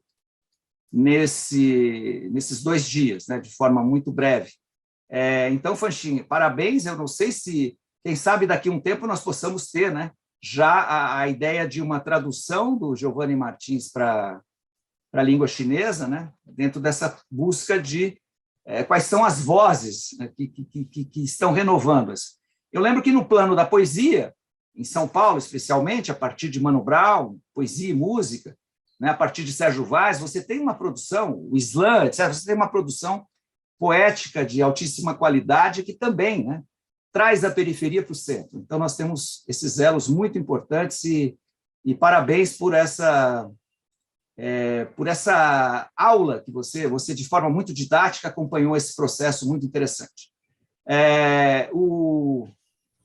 O Arthur também trouxe a figura do João Silvério Trevisan, muito importante, né?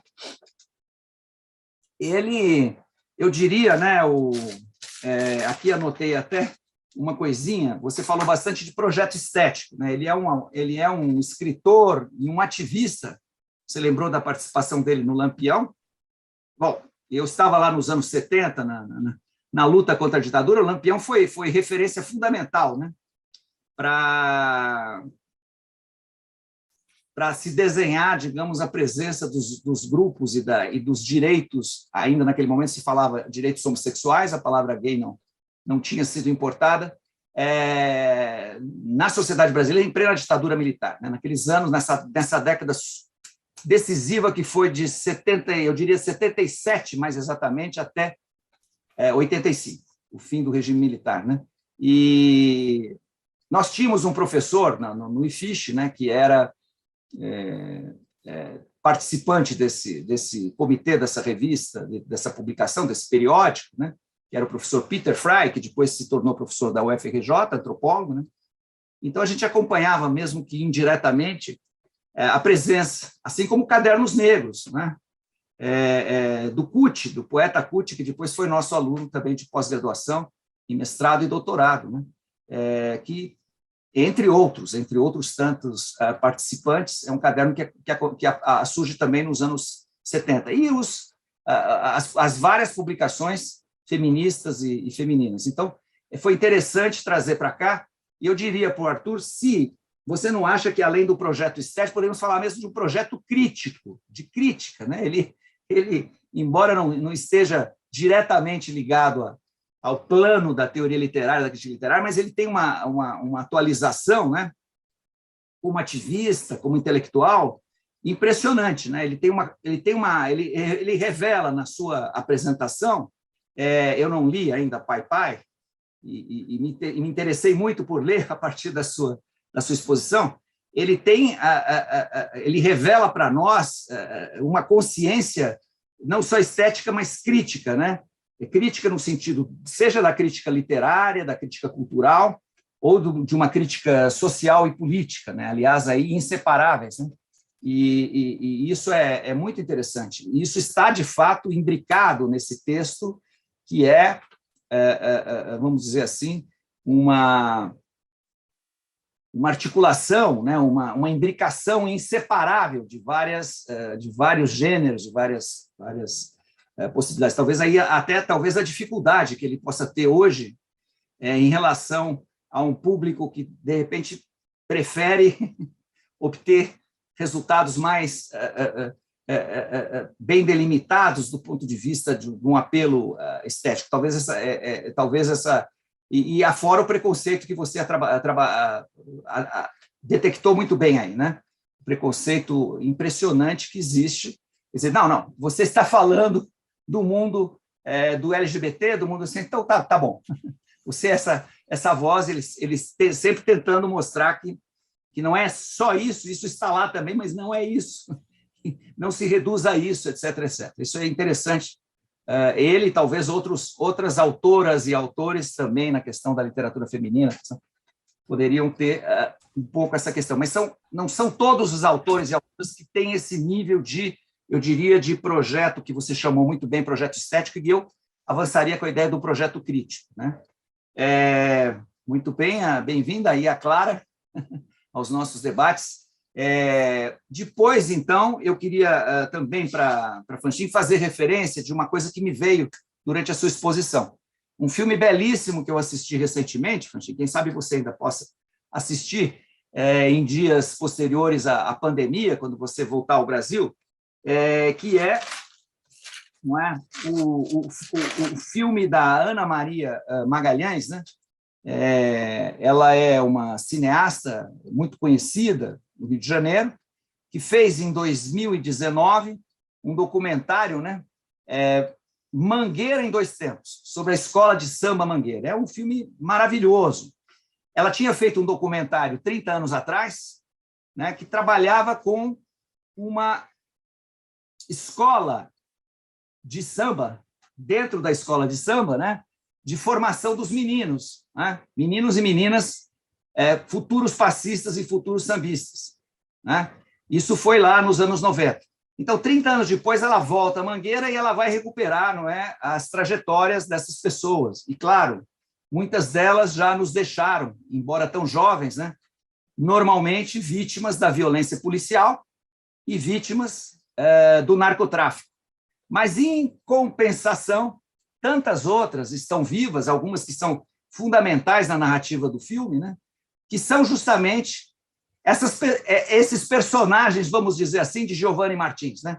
Esses personagens que querem sobreviver, que querem ter uma voz ativa, que fazem da arte, do samba e da Mangueira uma espécie de casa, né, fundamental de expressão das suas questões e das suas, vamos dizer assim, dos seus símbolos, dos seus ritmos, etc., etc., e que tem consciência enorme de que é melhor estar longe desse mundo da violência, da pura violência, né?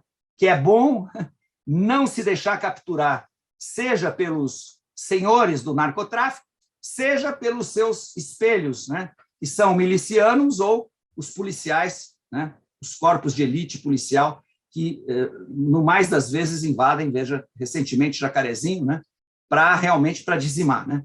Então, é nessa tensão que esse filme se faz, mas é um filme de muita beleza também, de muita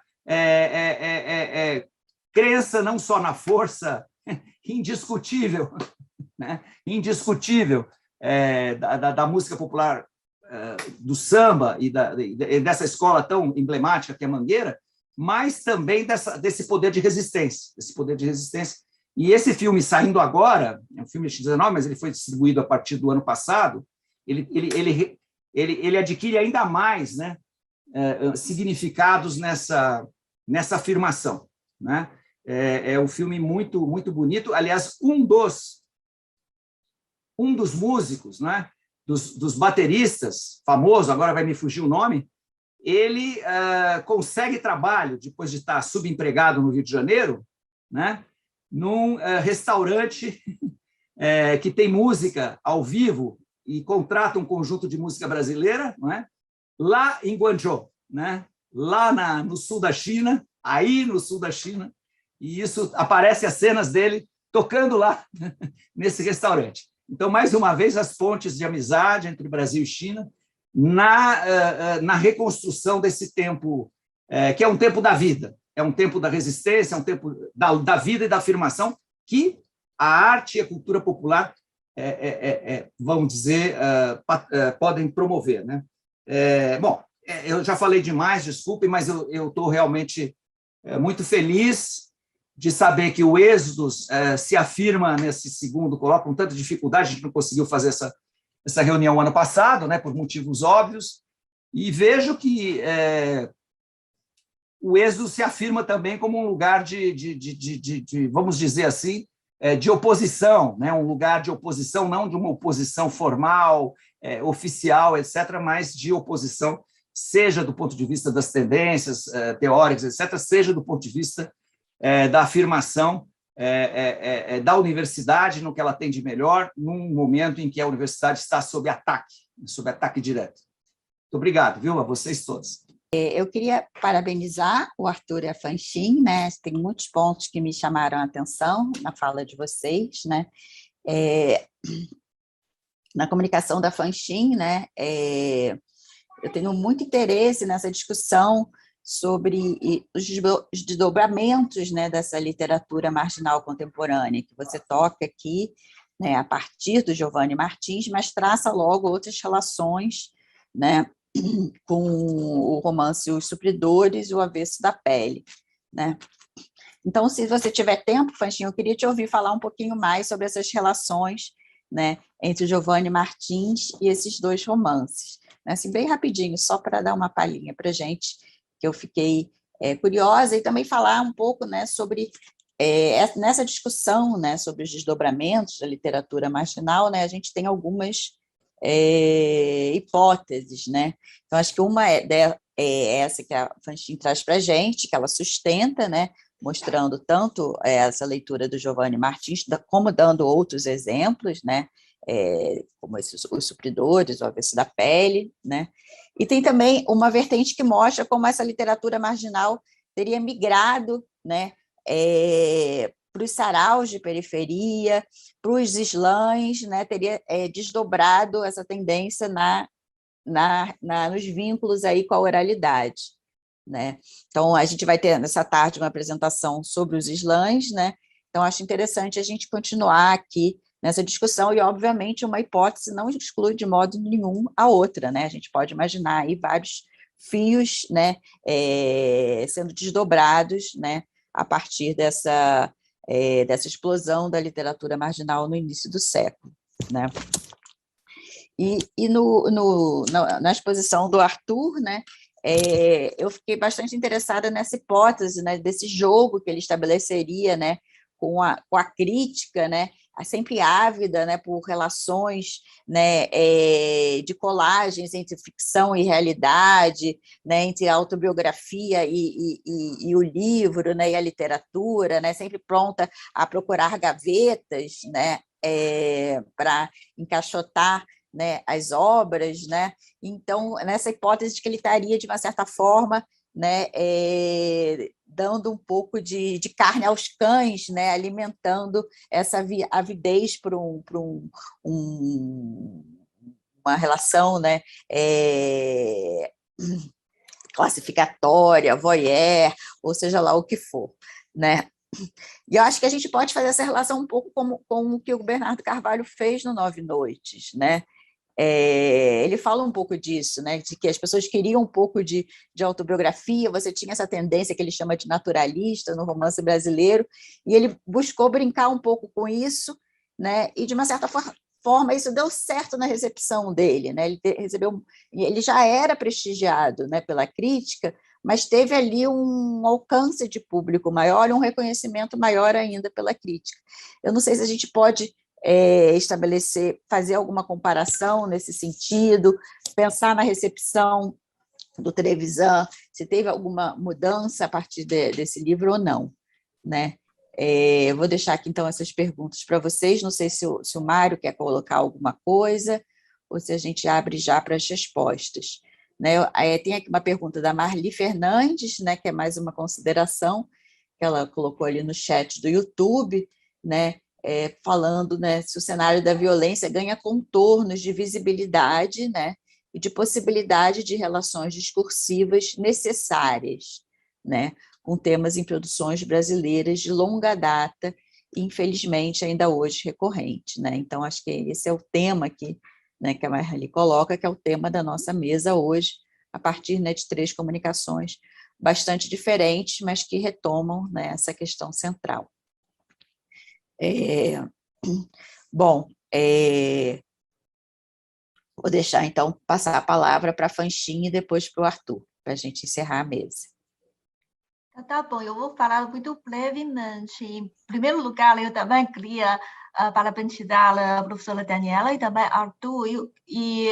Na minha resposta, eu queria também elaborar um pouco essa relação entre as nossas 3 falas, porque, na verdade, porque eu coloquei no final 2 outros livros, acho que isso também tem um pouco a ver com o que o Arthur falou sobre essas identidades, que para as minorias a gente sempre acham que essa é a literatura de uma minoria. E acho que tanto o Itamar como o Trevisan, ou os livros que eu coloquei aqui, como Os Supridores, ou o Acesso da Pele, na verdade, os livros que eu coloquei também, o Itamar, são todos escritores afrodescendentes. Mas, na verdade, como o professor Fucci também falou, a Daniela não precisa referir que o Itamar é um afrodescendente. Por quê? Porque o valor do livro não está na identidade dele, mas está no valor próprio, estético, ou crítico, político, muitas coisas, mas é no valor próprio do livro, não na identidade do escritor. Então, acho que, nesse sentido que eu queria colocar no final, os outros livros, são todos os livros escritos por afrodescendentes, mas são todos os livros muito famosos, muito populares, muito bem recebidos, tanto no Brasil como nos outros países. Acho que isso é importante. E também, quando eu li os livros, eu realmente gostei da história. Eu posso esquecer um pouco a identidade dos autores, essa resistência de algum grupo, como o racismo do Brasil. Eu posso esquecer um pouco tudo disso. E mesmo assim, eu gostei dos livros, porque a história é muito fascinante. Por exemplo, Os Supridores, eu acho que a forma de narrar uma história também dos traficantes, porque os supridores nesse livro são, na verdade, traficantes, mas são traficantes muito diferentes, que leem o Capital de Marx, que pode fazer crítica ao capitalismo. Então, acho que é uma história muito interessante. Então, acho que é nesse sentido que eu acho que agora tem uma nova tendência de da chamada literatura marginal do Brasil. Então, essa é a minha resposta.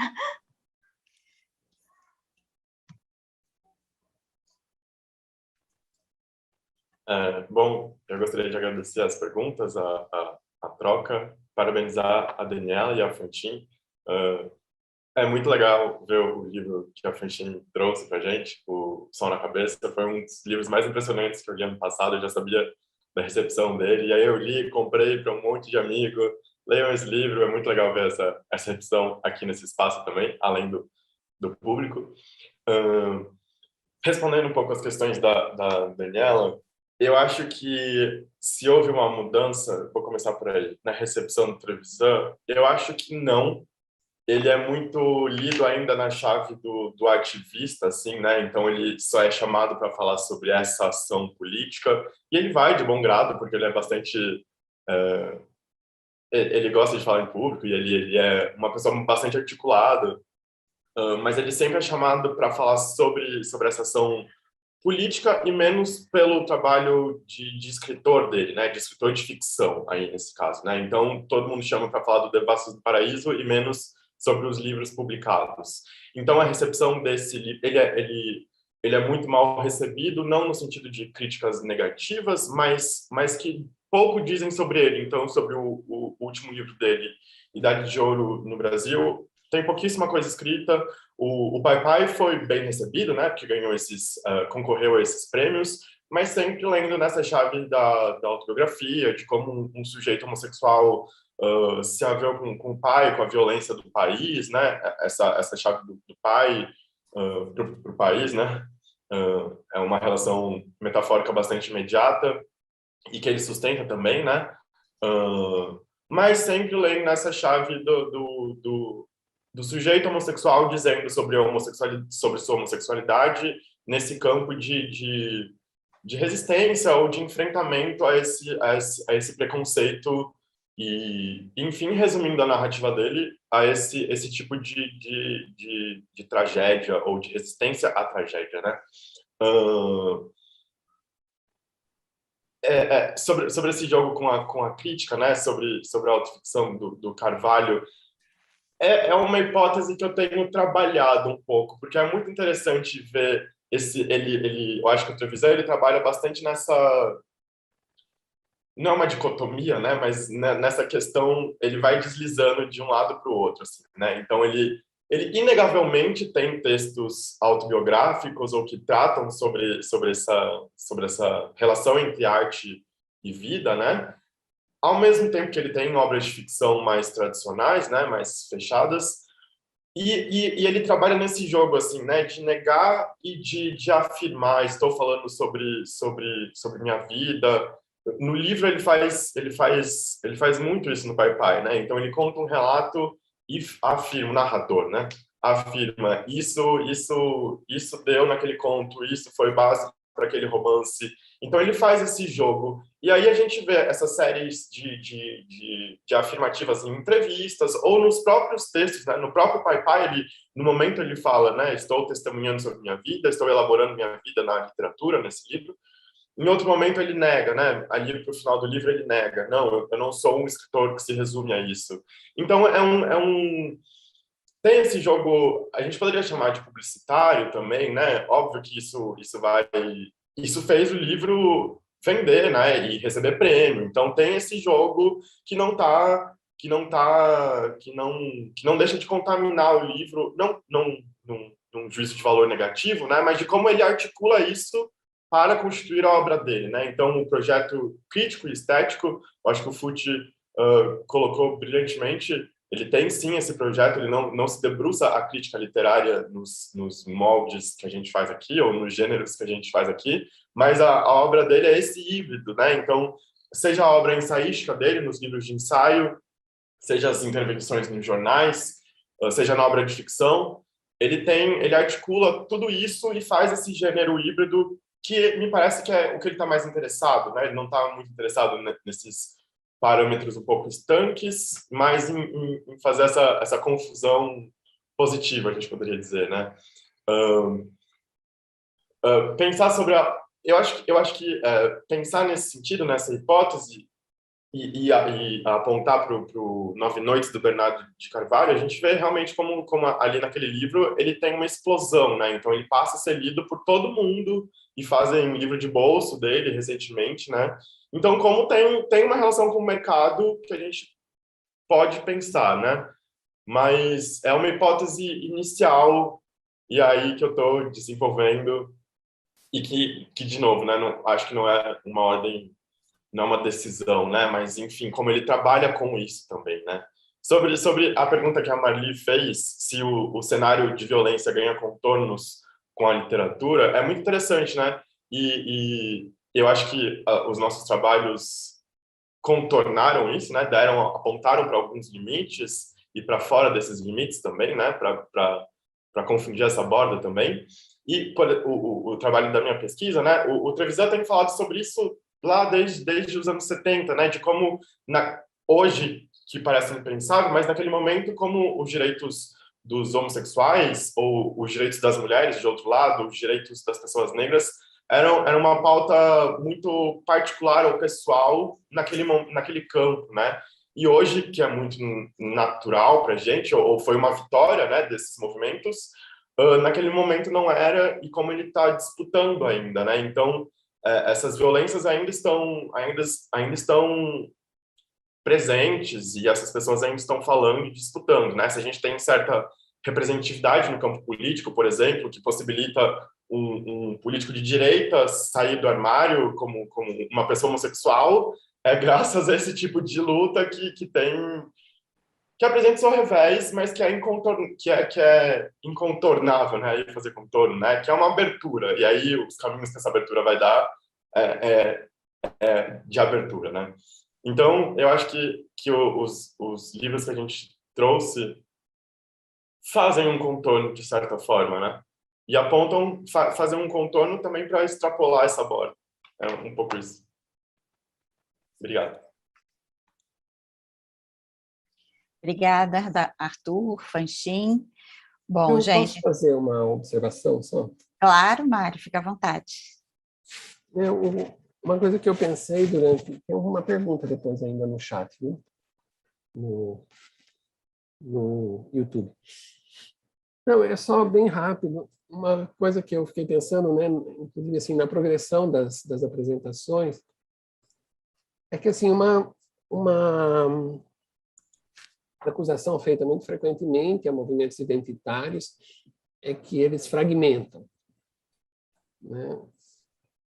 Mas a gente fica pensando, né, que dentro dessas, quer dizer, aqui se apresentaram coisas bastante diferentes, né, que são procedências diferentes e reivindicações diferentes, mas a minha questão é, fragmenta o quê? Quer dizer, fragmenta o quê? Porque normalmente se movimentos identitários existem é porque eles não estão incluídos em nada, ou num pretenso todo que eles viriam ajudar a fragmentar. Quer dizer, eu acho que essa visibilidade, né, para emprestar aqui o termo que a Marli usou, é fazer essa visibilidade que essas obras que foram abordadas, né, que dão visibilidade a coisas muito diferentes, mas que fazem parte de um todo do qual elas nunca foram reconhecidas como parte, né?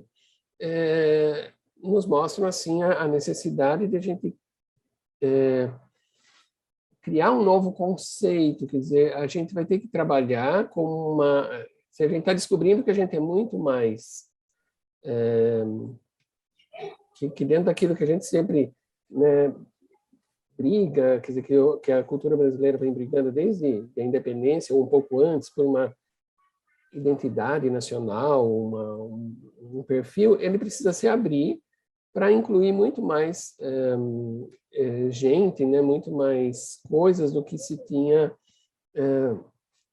pensado até então. Então, me parece que uma coisa muito bem-vinda, né, que hoje em dia a gente tenha escritores que vêm de um universo que a gente chama de marginal, é porque mostra a necessidade de que isso não seja mais visto como margem, e sim como uma parte integrante do todo que nós queremos ser. E não vai haver saída para nós se a gente não conseguir fazer isso, disso que a gente chama de marginal, algo que tem seu direito de transitar por aquilo que nós chamamos de centro, né? Só um comentário breve assim, sobre o que eu pensei, porque são faces, né? Todas elas sob o signo da violência, que sofrem pessoas vindas de procedências muito diferentes, né? Então acho que isso acho que é uma grande contribuição também dessa literatura emergente, assim, né? Dessa literatura que tem conseguido uma visibilidade que está se mostrando essencial para nós sairmos dos nossos impasses, né? É isso. Posso fazer uma pergunta para a Daniela, que eu não sei se vou ter outra oportunidade para perguntar? Claro. Porque, assim, nossa, o seu trabalho, professor, me lembrou muito história cultural, né? Tipo, eu fiquei girando aqui minha cabeça. Se estaria nos seus planos, de repente, fazer não uma genealogia, porque não seria necessário, mas outros momentos da história brasileira em que os quilombolas precisariam ser desconstruídos, que eu achei genial, assim, como que o direito se mostrou falho para um conceito, para gerar um dispositivo para avaliar a questão. E aí, tipo, a literatura teve que dar resposta. Me parece que o romance deu muito mais respostas eficientes do que o dispositivo jurídico para uma coisa que ficou meio fora do tempo. E no reconhecimento dos problemas do quilombo. Isso eu achei bem... Isso que eu pensei na história cultural.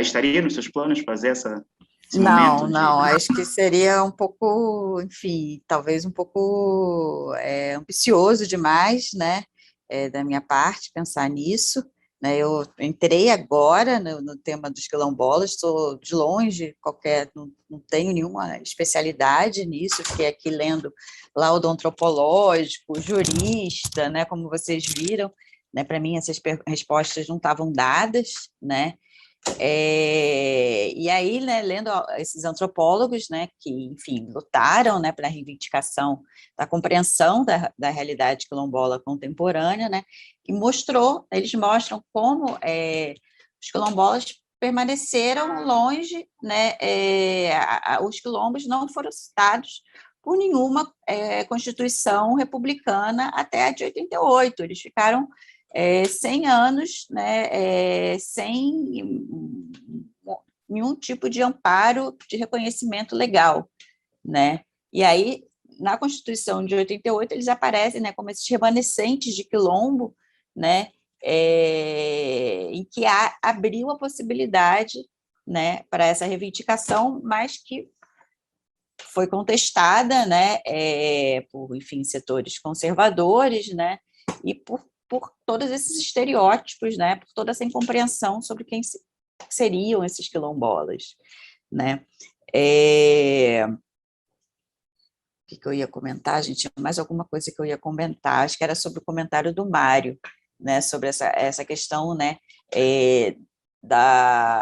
das críticas, né, aos embates identitários, né, Mário? Eu estou totalmente de acordo com você, né, e aí o que a gente acho que fica claro aqui, né, é como no primeiro momento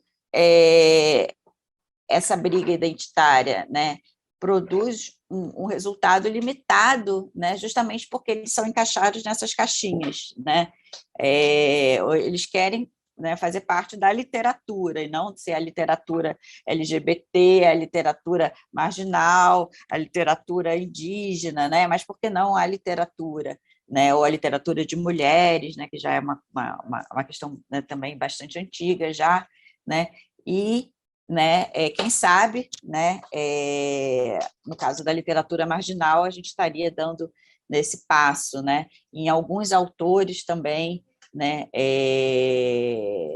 conseguiriam também ultrapassar, né, essa gaveta, né, no caso do Bernardo Carvalho, do Silviano Santiago, né, enfim, né, mas que como, né, existe, né, essa invisibilidade em que o embate identitário se torna necessário, mas ao mesmo tempo provoca, né, essas classificações, né, essencializantes complicadas, né, que ao mesmo tempo reconhecem, mas colocam esse reconhecimento ali meio no limbo, né? Bom, gente, antes da gente encerrar, né, tem uma pergunta no chat para o Vitor, né, para o Arthur, né, desculpa, uma pergunta do Vitor César, né, perguntando sobre por que a obra se chama Pai Pai, né, se tem alguma razão. Tem uma razão especial, Vitor, obrigado pela pergunta.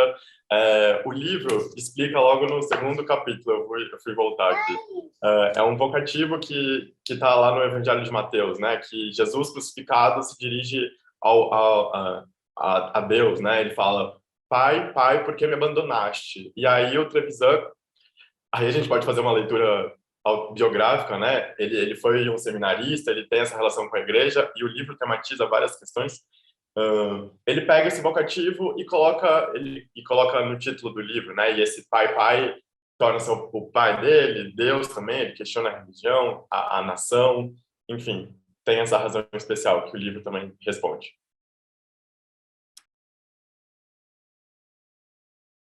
Pode me buscar? Obrigada, Arthur. Bom, gente, então são 5 para meio-dia, né? Vamos encerrar a mesa de hoje. Queria agradecer muito a Fanchinho, o Arthur, né? A participação do pessoal com perguntas. Acho que, enfim, o pessoal começou a se soltar mais em comparação com ontem, né? Pelo menos o pessoal do chat lá no YouTube, tá? Lembrando que a gente retorna, então, às 14 horas, tá? Com a mesa, deixa eu pegar o nome certinho aqui, que vai discutir, né, vozes femininas, escrita e escuta de mulheres, tá? 14 horas, né, a gente vai discutir, então, essa literatura escrita de mulheres e sobre mulheres contemporânea, tá? Lembrando que é no outro link, tanto no YouTube quanto aqui no Zoom, tá? Muito obrigada a todos e a todas, e até às 14. Vou falar Mais uma algum? coisa. Claro, Mário, à vontade. Não precisa se preocupar com o link do YouTube, não, nada. Só põe lá na busca do YouTube, e é o Unicamp que aparece. O que já está lá, né? Você põe lá tá e é certo. Unicamp, não precisa ficar copiando o link. Mas já para a sala Zoom é um link específico, para a mesa sim. Né? Não, mas quando você bota lá, e é assim, para a sala Zoom. Para a nossa sala, para as pessoas que estão participando. Mas para o YouTube basta pôr lá, e é o Unicamp que vai aparecer o que está sendo transmitido. Sem problema.